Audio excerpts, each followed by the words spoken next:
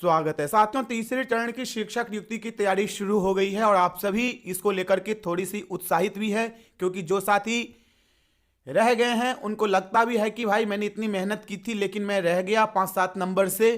तो स्वाभाविक है आप अपनी तैयारी अभी से ही शुरू कर दीजिए। और जो साथी 1, 2, 3, 4 नंबर से वंचित हैं, स्वाभाविक है सप्लीमेंट्री रिजल्ट यदि जारी किया जाएगा तो उसमें उनका हो जाएगा, जैसे टीआरई 1 में हुआ था। पहले चरण में खाली रहे 20,000 पद इसमें जुड़ेंगे। 20,000 से ज्यादा पद ही होंगे जो टीआरई 1 में खाली रह गया था। बीपीएससी से दूसरे चरण में चयनित शिक्षकों की काउंसलिंग जिलों में चल रही है और इसके साथ ही तीसरे चरण की शिक्षक नियुक्ति को लेकर भी तैयारी शुरू कर दी गई है। इसके तहत जिलों से रिक्त पदों की जानकारी प्राप्त की जा रही है। वहीं मध्य विद्यालय के लिए शारीरिक शिक्षकों के पदों को नियमित बनाने पर भी विचार विमर्श शुरू हो गया है।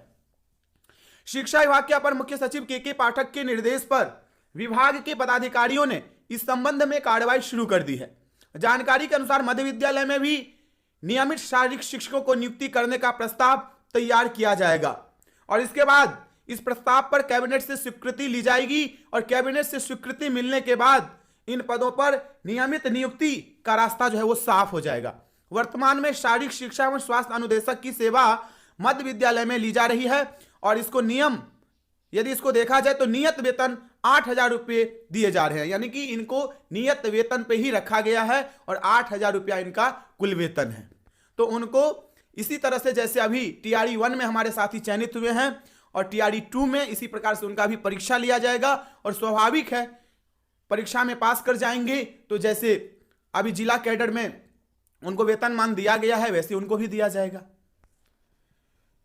विशेष शिक्षकों के 7200 से अधिक पदों पर नियुक्ति होगी। विभागीय पदाधिकारी बताते हैं कि पहले चरण में चयनित करीब 20,000 शिक्षकों ने योगदान नहीं किया है और इन पदों को भी तीसरे चरण की शिक्षक नियुक्ति में शामिल किया जाएगा। साथ ही साथ विशेष शिक्षकों के 7200 से अधिक पदों पर भी नियुक्ति की तैयारी चल रही है और इसी माह में पात्रता परीक्षा भी संभव होगा। देखिए जो भी होगा हम सभी के लिए अच्छा होगा। लगातार सरकार इसके लिए प्रयास कर रही है, हम सभी इसके लिए भी प्रयास कर रहे हैं। जैसे कि मैंने आप सभी को कल ही बताया था कि तीसरे चरण की बहाली पर भी कार्य प्रारंभ हो चुकी है और वर्तमान में रिक्ति की यदि बात करूं तो आप सभी जानते हैं कि आज भी अखबार की माध्यम से यह बात बताया गया है कि 92-93 हजार टीआरई 2 में चयनित हुए हैं और उसमें से भी कई साथी हमारे योगदान नहीं देंगे। तो मैं 80,000 लेकर के चलता हूं, यहां पर 40,000 प्लस रिक्ति जो है वो बच जाएगी। कहां पर? टीआरई 2 में।